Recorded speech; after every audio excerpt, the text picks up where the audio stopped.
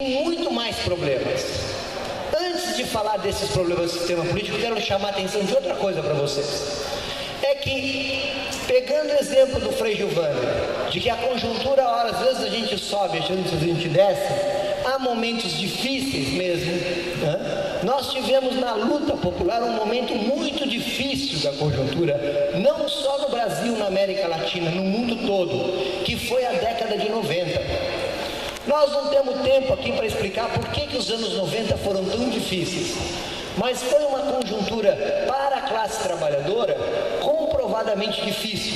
Se vocês tiverem dúvida, peguem os dados da massa salarial, a quantidade de salários, vocês vão ver que a quantidade paga em salários diminui na década de 90 e os lucros aumentam na mesma proporção. Foram anos de extrema dificuldade no plano militar, político, ideológico, para a luta da classe trabalhadora em todo o mundo e também no Brasil. Hoje, os historiadores chamam esses anos de anos da ofensiva neoliberal. É interessante, hoje se travava o debate da igreja, como também a teologia da libertação enfrentou uma forte repressão exatamente durante este período, durante o pontificado de João Paulo II, de Bento XVI. É um período difícil para a luta popular, é o período das privatizações das empresas públicas estatais, é um período de redução de direitos trabalhistas, de precarização das relações de trabalho, são anos de resistência. Pensem, os que mais velhos, o que nós lutamos nos anos 90? A nossa pauta era sempre não. Não privatizem a estatal, privatizou. Não privatize a Vale do Rio Doce, privatizou. Não reduza direitos trabalhistas, reduzia. Não precarize, precarizava. Nós fomos resistindo, foram anos de resistência, onde a nossa pauta de lutas não tinha capacidade de apresentar projeto próprio, nossas propostas. Nós estamos lutando, resistindo contra o inimigo que tentava nos arrancar mais e mais. Isso foram os anos 90. Mas vejam, no final dos anos 90, o desgaste que o neoliberalismo havia produzido foi muito grande. As pessoas se davam conta que as estatais privatizadas significavam condições muito piores. As pessoas falavam, bom, antes eu não tinha celular, agora eu tenho, mas eu não posso ligar, a conta é muito cara, as condições de vida estavam muito piores. Isso fez com que em todo o nosso continente na América Latina, os candidatos ligados ao neoliberalismo fossem derrotados. E surgiram candidaturas onde o povo enxergava que era diferente do neoliberalismo. Lá no Uruguai, por exemplo, ganhou, depois de muita luta, a chamada Frente Ampla do Uruguai. Na Argentina, depois de 2001, uma luta de rua que derrubou 4 presidentes, o presidente que volta é peronista, mas já não é igual ao que era antes, privatizador. Ele começa a ter um certo enfrentamento com o neoliberalismo. E em alguns lugares com mais radicalidade, porque a luta popular era mais radical e porque também encontrou lideranças mais avançadas. A principal delas na Venezuela, com o Hugo Chávez. Mas também os governos da Bolívia e também os governos do Equador foram governos que tiveram condições e força para logo no início dos seus governos aprovar constituintes que mexeram no sistema político e por isso tiveram melhores condições para fazer alguns enfrentamentos. Esta é a situação que nós vivemos a partir do final dos anos 90. Só que estes governos, quando assumem, eles já não têm mais aquelas condições que tinham antes. Vou comparar com vocês.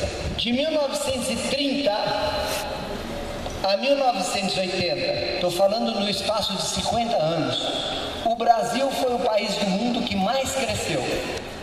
Ele cresceu em média 7% ao ano. E a população brasileira crescia 2% ao ano. O que hoje nós assistimos à China era o Brasil desse período. Há um economista já falecido chamado Celso Furtado que ele explica esse período de grande crescimento econômico como impulsionado, né, pelo Estado brasileiro, porque o Estado brasileiro tinha montado poderosas estatais no petróleo, na mineração, na telefonia, nos transportes, né, na eletricidade, na geração de energia. Essa era a primeira grande locomotiva que puxava a economia nesses 50 anos. A segunda grande locomotiva é que quando as multinacionais vieram para cá nos anos 50, elas estavam obrigadas a cumprir 3 coisas. Primeira coisa, elas não podiam mandar todo o lucro para o exterior. Elas só podiam mandar uma parte do lucro. Vejam, o João Goulart foi derrubado, entre outras coisas, porque ele queria mexer na lei que diminuía o envio de lucros para o exterior. As multinacionais também eram obrigadas a produzir os componentes da sua fábrica dentro do Brasil.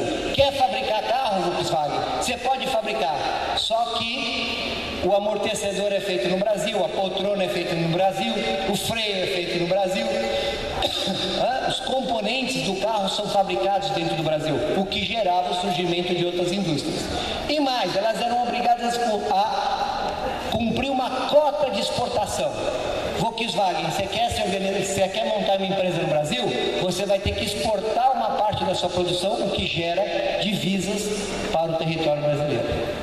E a terceira locomotiva era o capital privado nacional, que ocupava áreas importantes da indústria têxtil, né, da alimentação. Os anos do neoliberalismo destruíram essas 3 locomotivas. A primeira locomotiva das estatais foi destruída porque as estatais principais foram privatizadas. Veja, a gente fala muito de corrupção, e é importante, e temos que ser contra a corrupção. Mas eu tenho quase certeza que se a gente contar desde a data da chegada do Cabral aqui, vamos imaginar que a corrupção começou com o Cabral, com a chegada do Cabral. E somando toda a corrupção que foi praticada pela classe dominante, pelos prefeitos, pelos senhores, pelos donos de engenho, desde o surgimento, né, oficialmente no Brasil em 1500, se a gente pegar toda essa corrupção, dobrar, talvez até multiplicar por 3, não dá o roubo do que foi a Vale do Rio Doce. A Vale do Rio Doce é o maior escândalo da história do Brasil. Até hoje não se sabe quanto vale a Vale do Rio Doce. Por uma razão, a empresa Vale do Rio Doce é dona de jazidas que pertencem ao Brasil, de minérios que até hoje os geólogos não sabem o tamanho dessas jazidas. A cada dia se descobrem mais jazidas. É dona do maior parque ferroviário que nós temos. É dona do monopólio de comercialização de minérios fundamentais. Veja, esta empresa, ela foi vendida a preço de banana. Vocês já escutaram uma palavra que os economistas chamam de amortizar?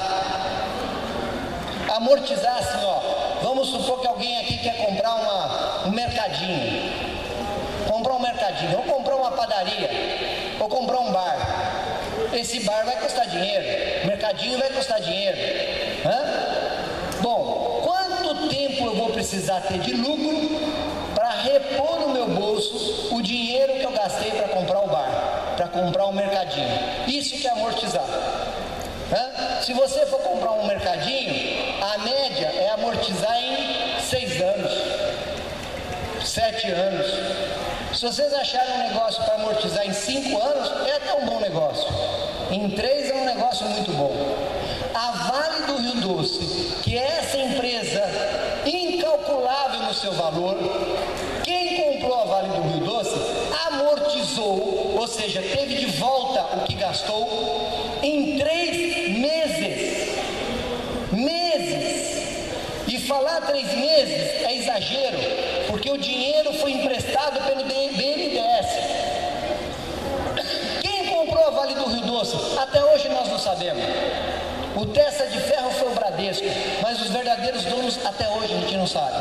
Veja, isso foi o neoliberalismo. Esses foram os anos de destruição do neoliberalismo.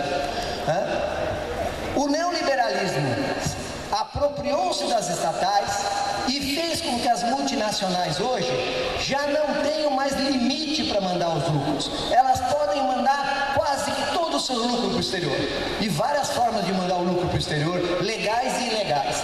Elas não são mais obrigadas a usar componentes nacionais. Elas podem se instalar no Brasil e fabricar um carro, como várias empresas fabricam, que não tem um único componente nacional. Elas não são mais obrigadas a cumprir cotas de exportação. Elas vêm aqui, nos vendem um carro, transformam esse dinheiro que nós compramos carro em dólar e mandam esse dólar para fora. E o capital privado nacional foi engolido, foi comprado. Hoje as grandes empresas de alimentação, de tecelagem, já não são mais empresas brasileiras. O que eu quero dizer para vocês é que aquele ciclo econômico chamado desenvolvimentista, ele foi destruído pelo neoliberalismo.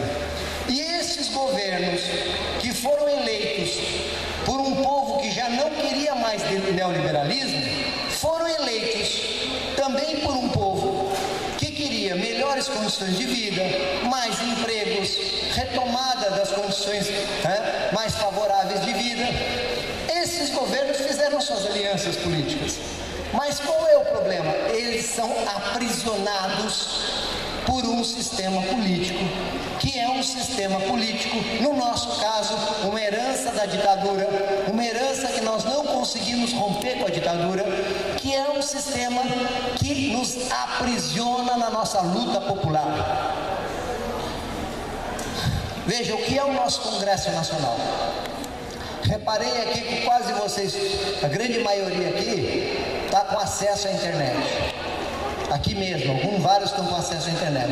Mas quem tiver sem acesso à internet aqui, vai conferir depois. Podem entrar até no Google. Entrem no Google e vejam. Escolham qualquer estado, escolham os seus estados. Quanto custou a eleição de um deputado federal, em Alagoas, ou em Pernambuco, ou em Santa Catarina, no Piauí, não importa. Escolham o seu estado. Quanto custou a eleição federal em média de um deputado federal ou de um senador? Vejam isso na última eleição, na penúltima, na antepenúltima, vão recuando. Vocês vão vendo que o aumento do custo da eleição de um deputado e de um senador é um aumento gigantesco. Anotem esses dados num papel e depois entrem na página www.tse, Tribunal Superior Eleitoral.jus.br, o Tribunal Superior Eleitoral. Veja quanto foi declarado por esses deputados e por esses senadores. É óbvio que o Caixa 2 virou uma realidade objetiva da disputa política nesse país. O Caixa 2 virou uma coisa objetiva, evidente, escandalosa, escancarada, porque cada vez mais o nosso sistema político somente permite a eleição dos grandes grupos e grandes corporações. Porque somente aqueles grandes grupos econômicos é que podem financiar deputados federais e senadores. A maior bancada que nós temos no Congresso Nacional, isoladamente interesses, é a chamada bancada ruralista. Quantos são os grandes latifundiários, donos do agronegócio nesse país, numericamente, proporcionalmente? O que eles representam do ponto de vista da população? E vejam o seu poder político desproporcional. Vejam o poder político dessas 6 famílias que controlam os nossos meios de comunicação. Vejam o poder político das grandes transnacionais, do agronegócio sim, mas também dos agrotóxicos, dos interesses nos agrotóxicos, dos interesses dos grupos educacionais privados, dos hospitais privados. Todos eles controlam bancadas gigantescas no nosso Congresso Nacional. O Congresso Nacional não possibilitará nenhuma mudança política se nós não tivermos força de destruí-lo, se nós não tivermos força de alterá-lo. E nós não conseguiremos alterá-lo nessas regras. Esse é o nosso problema. Nós tivemos uma Constituição Constituinte em 1986 que promulgou uma Constituição em 88. O que é uma Constituinte? É a eleição de representantes para definir as leis da Constituição. O que é uma Constituição? São as principais regras, as regras centrais que organizam o Estado, que organizam a estrutura legal de um país. Em 86, a Constituinte que foi eleita, foi aprovada, a proposta de Constituinte, pelo Congresso da ditadura, inclusive pelos senadores biônicos. E ela não era uma Constituinte exclusiva, ela já era composta de senadores e deputados. Pergunto a vocês, para que serve o Senado? Qual é a finalidade do Senado? Por que nós não acabamos com o Senado? Mas como que uma Constituinte que já é eleita com senador vai acabar o próprio Senado?